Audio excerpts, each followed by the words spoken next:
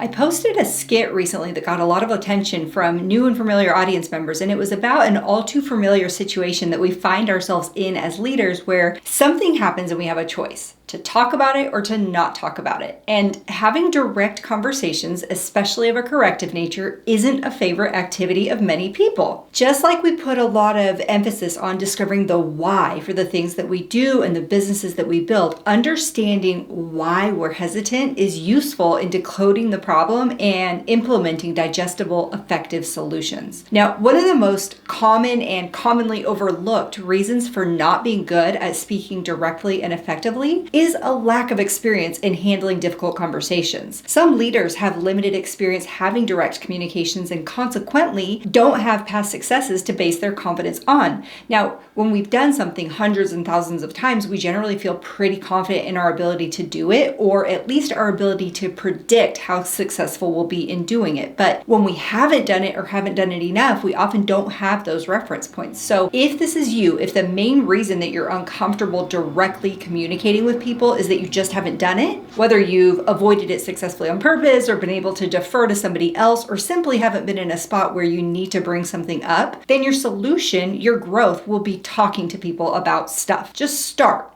And as long as you're having those conversations, you're going to be able to do a couple of things. You'll dismantle some of those limiting beliefs that you have right now about how things might go or how things might sound in those situations, because we often have a lot of fear about those things. And you'll also develop a mastery over your mind in an area that will allow you to be a better leader and contributor. I mentioned fear, and it's a major stumbling block for some people. So let's disarm that next. When we have fear of negative reactions or the potential resistance from employees, we sometimes delay having necessary conversations with them. Maybe you're concerned that they'll push back or become defensive or even become upset. These fears can seriously, or at least temporarily, dent your confidence and make it harder to initiate the conversations that you want and need to have. I first want to mention that it is important to acknowledge these fears are entirely normal. Nobody likes conflict or the idea of making somebody upset, especially when it's someone that you work closely with. We all recognize that stress and frustration and fear, they don't feel good.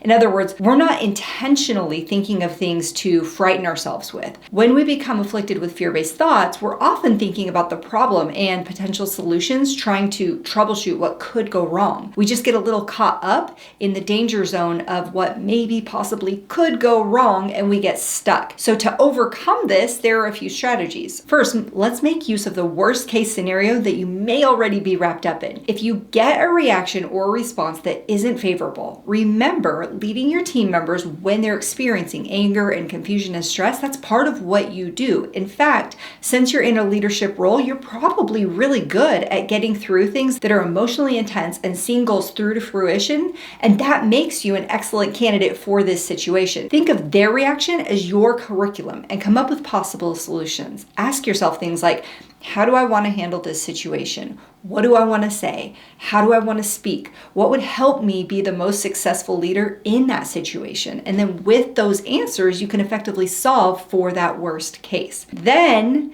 and this is just as important, spend some time on the other side of that coin. Sure, they might become upset and reactive, and they also might not. So while it's good to be prepared, be mindful not to cross over into experiencing premature catastrophe. Next, it's helpful to remind yourself that your role as a leader sometimes involves making tough decisions and delivering difficult news. Being an exceptional leader is a lot like being a loyal friend or a really good parent. It isn't easy. It is so worth it. Oftentimes you have to choose between comfort and quality. It's also helpful to remember that people appreciate honesty and transparency, even if they initially react negatively. It's one of the fundamental ways that we can cultivate trusting environments is to act trustworthily. It isn't nice to be dishonest, and part of being transparent is letting people know where they have opportunities to improve, how they can work on and demonstrate their growth, and what their access to support will be as they do. Some topics will require more in-depth conversations about those things than others, but that's the general scope of initiating positive behavioral changes. If you find yourself fearing negative reactions or resistance, acknowledge those feelings, but don't let them hold you back. Confidence in these situations comes with practice and experience. As you gain more experience in handling those conversations, happens, your confidence will naturally grow and you'll become better equipped to navigate challenging discussions with everyone from your team to your family. In the comments below, let me know, what is one thing you do to gear yourself up for an important conversation? Hit that subscribe and we'll continue having these leadership conversations from the comfort of your home.